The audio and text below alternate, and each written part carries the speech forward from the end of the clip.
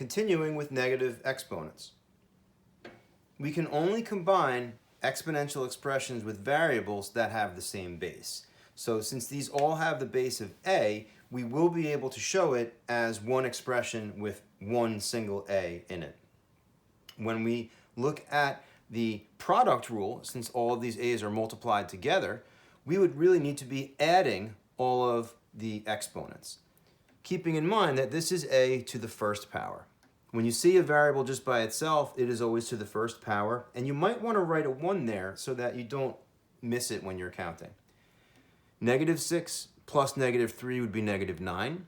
-9 plus 1 is -8. And -8 minus 2, or plus -2, would be -10. So this whole expression would simplify to a to the -10. However, a negative exponent is not a part of a simplified expression. We have to show all of our exponents as a positive.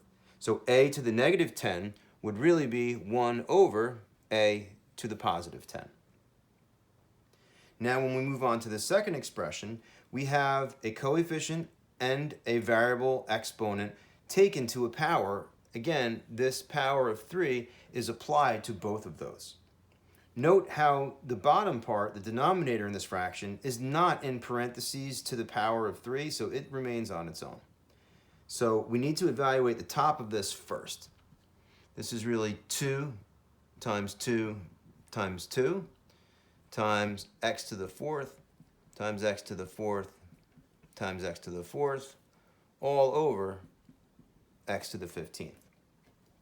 2 times 2 is 4, times 2 is 8. And now we have x to the 4th times x to the 4th. Multiplication is repeated addition, so we add those, x to the 8th. And another 4 would be x to the 12th. However, when we have two variables that are the same to different powers, we need to simplify that. Again, like we looked at earlier, we have 12 factors of x in the numerator and 15 factors of x in the denominator. 12 of those in the numerator will cancel out with 15 in the denominator. Our rule would be to subtract these two based on our quotient rule. So we would have 8x to the 12 minus 15, or 8x to the -3 power. Again, only the x, which is immediately to the left of this -3, is subject to that exponent. So the 8 stays in the numerator, and the denominator will be an x to the +3 power. Moving to this expression, the first thing that we're always going to want to do is simplify our coefficients if we have them.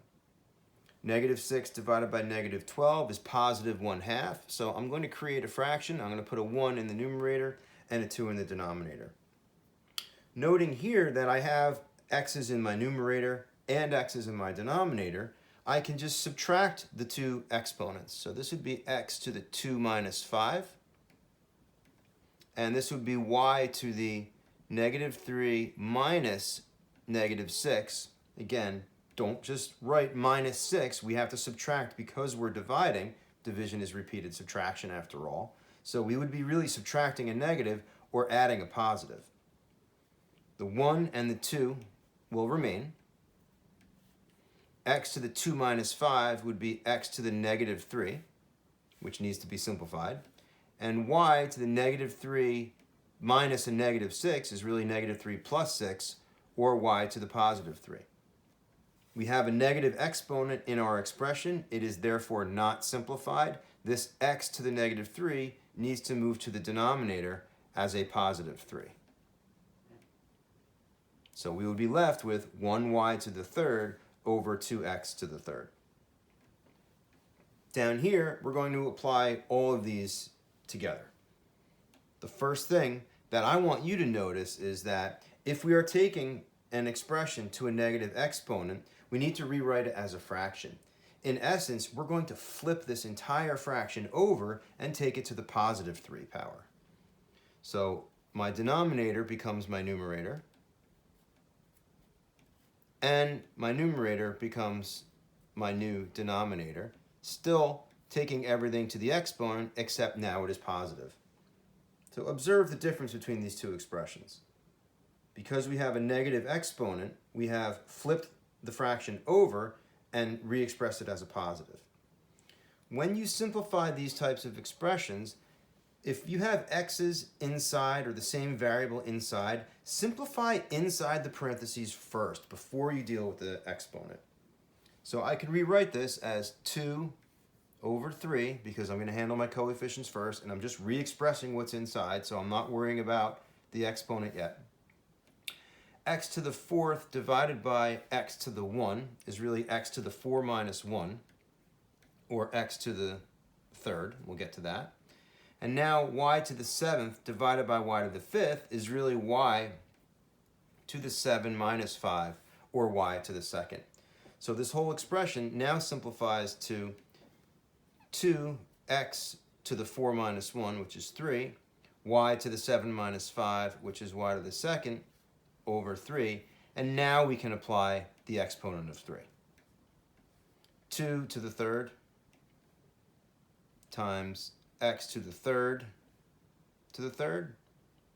times y squared to the 3rd all over 3 to the 3rd.